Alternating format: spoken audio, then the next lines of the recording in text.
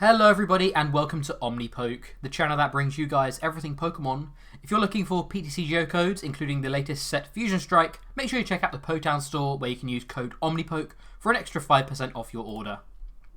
Today we're taking a quick look at Mew VMAX. I was fortunate enough to be able to borrow some cards and play in this week's Sunday Open, where I was actually able to win the tournament, which is really exciting. This is one of the first tournaments with Fusion Strike legal, so I was really pleased that I was able to win the Sunday Open. I've not been able to do too well in tournaments as of late. I haven't been playing too many, but it was nice to come back for the first time in a little while and take the win. So yeah, really pleased with that. I wanted to just go over the list I played, some of the card inclusions, some of the matchups I played, just some early thoughts about them, and that kind of thing. There won't be any gameplay, it's just going to be kind of my thoughts on the list, so a little bit of a shorter video than usual.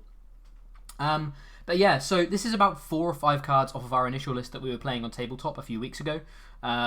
We were including things like Cram-o-matic. I've upped the Marnie count, slightly changed the stadium split. But this is pretty close to what Joe and I have been playing over the past few weeks. Like I say, this is slightly different to his list. His list is it's on various social media, so you'll be able to compare them once this goes live. But they're pretty close. Excuse me. They're pretty close. They're within like 1 or 2 cards of each other. So we're getting a 60 fairly close to nailed down. First things first, thanks so much to Jared Taylor, Dark Phoenix. Make sure you check out his stream, his Twitch channel, because he was able to lend me the Genesect and a couple of the Mew pieces this week to be able to let me play in the tournament. So that was really good. Thanks so much for lending me them. Huge shout out. Wouldn't have been able to play in the tournament without you, so thanks so much. But yeah, the list itself, basically, like I say, 4 or 5 cards off of what it was from pre-table or pre-release, which is cool. Still playing the 4-3 Mew and the 4 Genesect, pretty standard. But as you can see, we're now up to 2 Latias instead of 1 Latias, 1 Oricorio. I think we played 2 Latias in some of our early lists, so maybe we've just cut the Oricorio. But yeah, either way, it turned out that whilst Oricorio is definitely a really good card and definitely a viable inclusion, basically I feel like you only have the bench space for it in matchups where you don't want to play Latias, because a lot of the time you want at least 2 Genesects down, 2 Mews down, and then either a 3rd Genesect, or sometimes even a 3rd Mew. Psychic Leap is actually a really strong attack for the off turns where you're having to heal. There's a lot of decks out there right now that can't one-shot Mew, so being able to Psychic Leap and kind of fully restore all of the damage is very important. And sometimes, obviously, you can have a board where you've got 2 VMAXs out, and that means you can't Psychic Leap anymore. So having access to a 3rd Mew is actually pretty frequent. Having 3 Mew on the board and then like 3 Genesect or 2 and a Latias can be fairly commonplace. So yeah, we decided to cut the Oricorio. The damage can be somewhat relevant, but in general, people are kind of, and people, to be fair, are playing towards 310 rather than 330. But 330 isn't much more than 310, and I think it's always better to be having access to things like Genesect anyway to draw you cards. So we decided to chop the Oricorio for those reasons. Energy-wise, just quickly as well, I'm still playing the Aurora. You can play Fourth Capture, but personally, I still don't mind the Aurora. There was at least 1 or 2 games today in the tournament where I was able to thin an extra card because of it to draw more with Genesect, and there was even a game where I was able to attach it to a Genesect to basically knock out a Sylveon and win the game from there, which I wouldn't have been able to do had it been a capture. So there are definitely reasons for it. Obviously, big props to Capture in terms of being able to find more Mews and Genesects and draw more cards anyway, but I still think one Aurora is fine. But yeah, I can see it being an Aurora or a Capture, both are pretty fair. And then onto the trainers-wise, basically the big difference is we're now playing 2 Cram-o-matic. Cram was a card that we weren't aware was in the set, so because of that, we didn't have it in our initial lists. We kind of assumed it wouldn't be. It turns out it is, and it turns out it's actually a pretty good card for the deck, because, well, basically the card works as a -2 in a lot of situations, because you use this card only if you can discard another item. So we have a fair few items in here. We have spare Cross Switchers or Power Tablets or Evo Incenses and Fog Crystals and Quick Balls and stuff like that, that we can excuse me, that we can quite easily bin. So from there, you then flip a coin, and if heads, you search for a card and put it into your hand. So basically, it's always a -2, or it's a computer search, which is in a deck like this. Excuse me, I've still got a really bad cough. In a deck like this, it's actually really important to kind of be both of those effects, because you're often discarding a hand down to draw specific things with Genesect, So why not grab one of those specific things with Cram? And if you fail to flip, at least you're drawing an extra 2 cards. So yeah, it's really nice. Combos quite nicely with the one Battle VIP Pass as well. Obviously, this is a card that you don't particularly want large counts of. I think I've seen a couple of lists going around playing 4 of this card, and I kind of get the notion of playing a high count, but in general, I prefer a low count. On when you're going second, you have Peony for it. When you're going first, you have an extra kind of 2 with Cram-o-matic potentially. You have extra outs, even though you have to flip and stuff like that.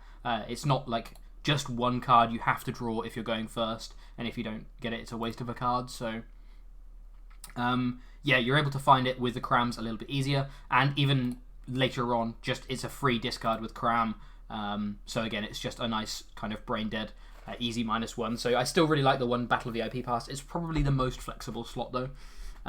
Stadium wise, we've gone from I think 3-1 Cemetery Mountain to 2-1-1.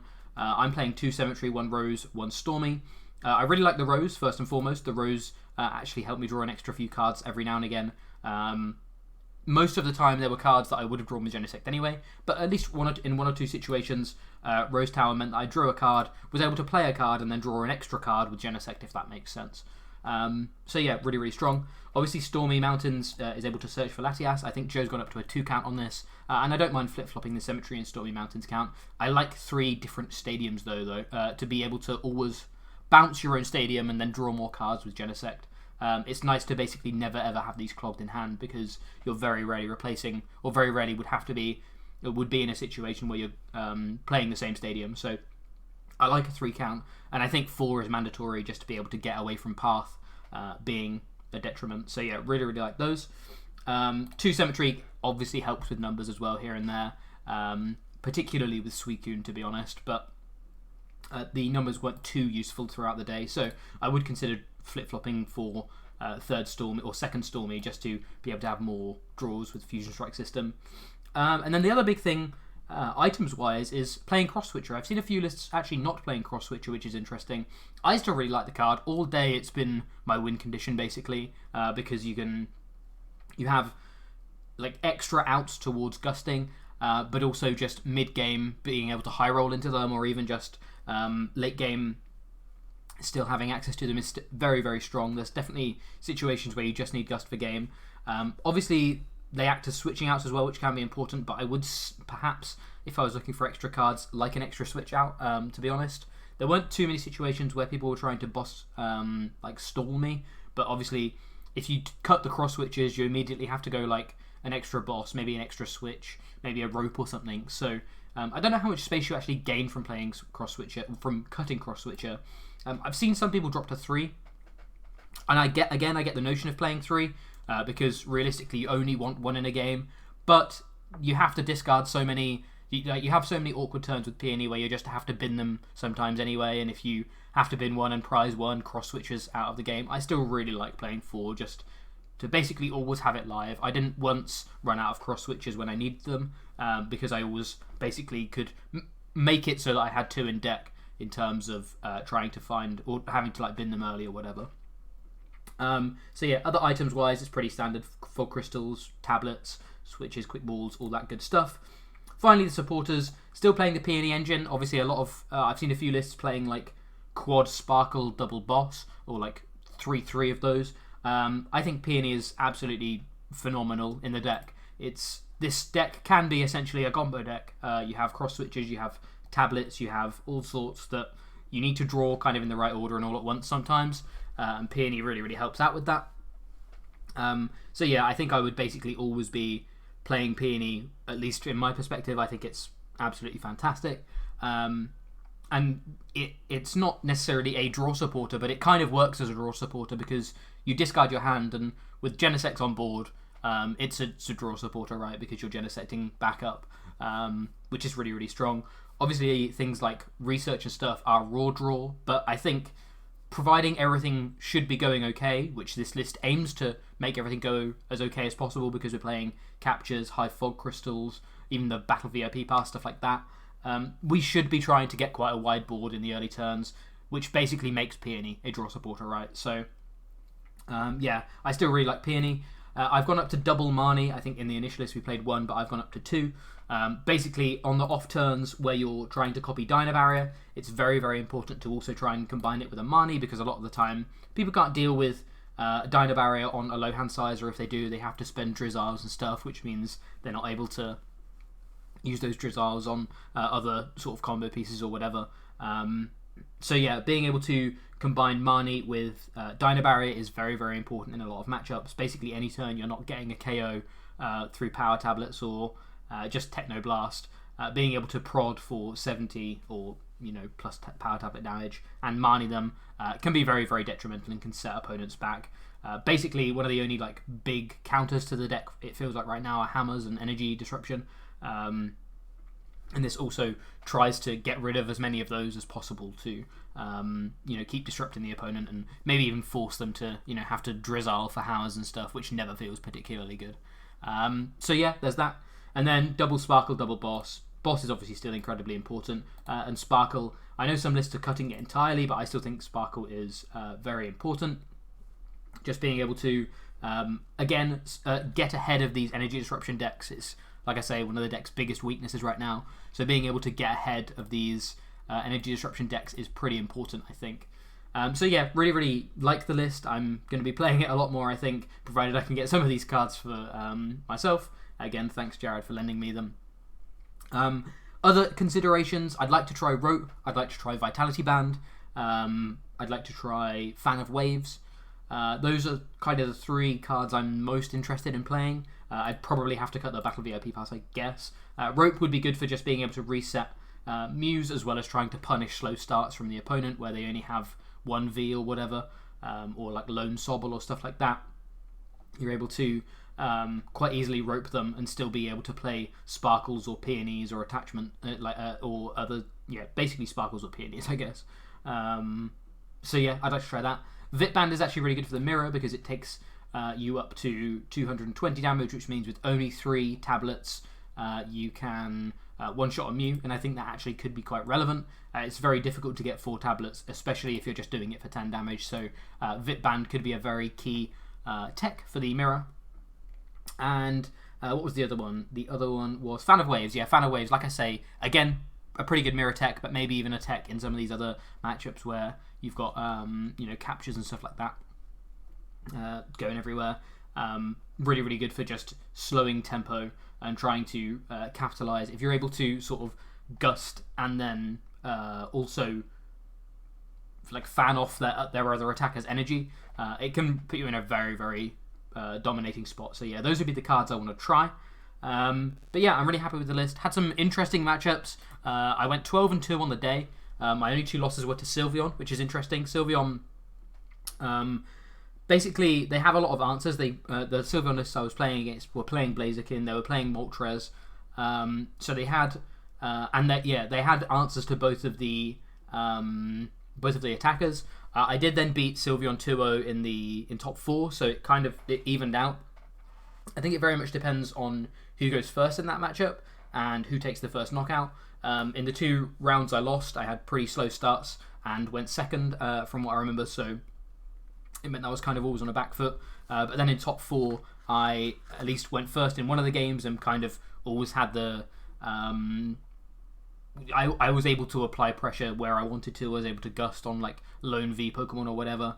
And then unfortunately game 2, my opponent had a pretty rough start, so I was able to capitalize on that as well. But yeah, I think it very much depends on who's going first. I think if you go first, though, it should be pretty favourable, provided you can just always target their attackers or whatever.